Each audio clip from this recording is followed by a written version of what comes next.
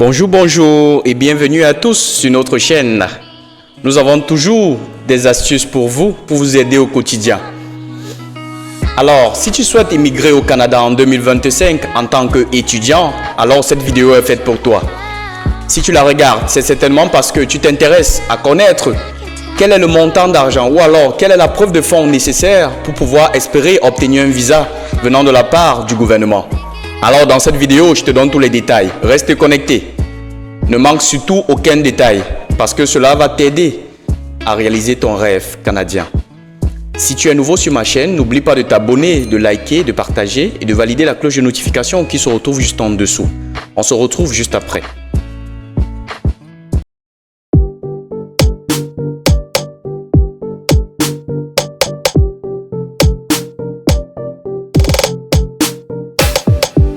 Alors, on va aller découvrir c'est quoi la preuve de fonds nécessaire lorsqu'on effectue une demande de permis d'études.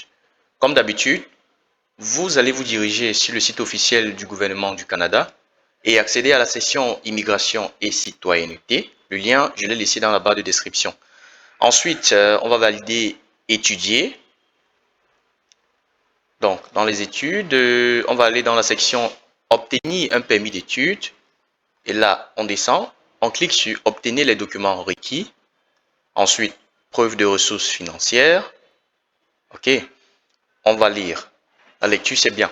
Permis d'études, obtenez les documents requis. Preuve de ressources financières. Vous devez prouver que vous pouvez subvenir à vos propres besoins et à ceux des membres de votre famille qui vous accompagnent pendant que vous êtes au Canada.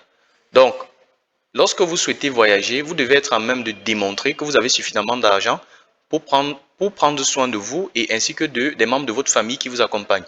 Ce que nous acceptons comme preuve, vous pouvez prouver que vous disposez des ressources financières au moyen d'un ou plusieurs des documents suivants. Donc, la preuve d'un compte bancaire au Canada à votre nom si vous avez viré de l'argent au Canada. Donc, ceci, c'est pour dire simplement que si vous avez fait un virement bancaire au Canada, pour cela, vous devez montrer la preuve. Un certificat de placement en garantie CPG d'une institution financière canadienne participante. Donc, si une institution fait partie de cette chose-là et tout, donc vous devez prouver avec le certificat. Ceci étant dit, si une institution a décidé évidemment de gérer votre preuve de fonds, elle doit vous délivrer un document, vous donner un document que vous allez présenter en ligne. La preuve d'un prêt d'étudiant ou d'études émis par une banque. Donc voilà, si c'est un prêt d'étudiant, vous montrez la preuve. Vos états bancaires des 4 derniers mois. Et là, c'est clair, hein, il faut toujours montrer les états par rapport aux 4 derniers mois. Une traite bancaire qui peut être convertie en dollars canadiens. La preuve que vous avez payé des frais de scolarité et de logement. Donc, je pense que depuis le 1er janvier 2024, c'est une autre qui est entrée en vigueur. Ça, je le sais. Donc, vous pouvez aussi aller vérifier. Donc, lorsque cette rubrique, on va dire qu'on ne figure pas, il y a de fortes chances qu'on ne puisse pas vous délivrer le visa. C'est ça.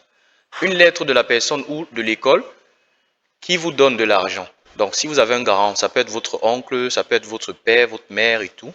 Donc, cette personne doit délivrer une lettre. C'est ce qu'on appelle la lettre du garant financier. La preuve de fonds versés au Canada si vous avez une bourse d'études ou faites partie d'un programme d'études financé par le Canada. Donc, si vous avez obtenu une bourse, alors vous comprenez ce que ça veut dire. Si votre pays exerce un contrôle d'échange, vous devez prouver que vous avez l'autorisation d'exporter des fonds pour toutes vos dépenses. Encore jusque-là, c'est clair. Montant d'argent dont vous avez besoin à l'extérieur du Québec. Donc là, c'est la grille pour ceux qui souhaitent immigrer à l'extérieur du Québec, donc hors Québec. J'espère que c'est très clair. Nombre de membres de la famille, ressources financières. Donc, ça veut dire qu'en fonction du nombre de personnes qui voyagent, vous devez payer un montant. Comme là, c'est clair que si vous voyagez seul, vous allez payer 20 635 $. Si vous voyagez, si en plus du requérant principal du demandeur, et un autre membre de la famille impliqué, vous allez payer 25 690 $. Si vous êtes au nombre de 3, vous payez 31 000 $. Si vous êtes au nombre de 4, vous payez 38. Au nombre de 5, 43. Au nombre de 6, 49. Au nombre de 7, 54 611 $. Si vous êtes à plus de 7 personnes, alors vous allez ajouter 5 559 $ sur cet argent qu'on vous demande. Exemple. Si vous-même et 2 membres de votre famille souhaitez venir dans une province ou territoire autre que le Québec pour un séjour d'1 an, vous aurez besoin de 31 000. Donc, vous comprenez. Donc, voilà, ça, c'est ce qu'on a lu en fait. On a lu, autant pour moi, désolé. En fait, ici, donc pour 3 personnes, c'est 31 000. Donc, c'était juste un exemple. Donc, voilà. Maintenant, si vous souhaitez migrer au Québec, alors pour étudier au Québec, les demandeurs doivent prouver qu'ils répondent aux exigences financières énoncées par le ministère de l'Immigration et de la Francisation et de l'Intégration. Donc, vous allez cliquer comme ceci pour aller voir c'est quoi les fonds pour le Québec. Droits de scolarité, coûts de transport, frais de subsidence et tout ça. Voici les montants en dollars canadiens dont vous devez disposer entre le 1er janvier et le 31 décembre 2024. Ils peuvent varier selon l'âge et le nombre de personnes incluses. Donc là, c'est pour le Québec. Une personne au moins de 18 ans, c'est 7 541 dollars. Vous voyez, c'est assez abordable aussi, hein, ça il faut le dire. Une personne de 18 ans et plus, 15 078 dollars.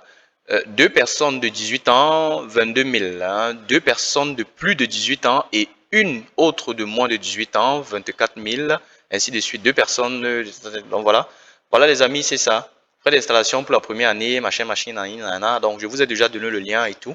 Donc voilà, c'est ce que j'avais à vous partager aujourd'hui. Donc j'ai fait cette vidéo parce que de nombreuses questions me reviennent. Généralement, qu'est-ce qu'il me faut prévoir en matière de capacité financière ou alors en matière de preuve de fonds, en matière d'argent, pour pouvoir immigrer ou alors espérer obtenir le visa. J'en ai fait une vidéo précédemment pour l'entrée express et aujourd'hui, je vous ai fait une vidéo pour les études, donc pour le permis d'études. Donc, on se retrouve dans une prochaine vidéo pour une nouvelle astuce. Encouragez-moi en partageant massivement mes vidéos pour que bon nombre de personnes soient sensibilisées. On se revoit à la prochaine.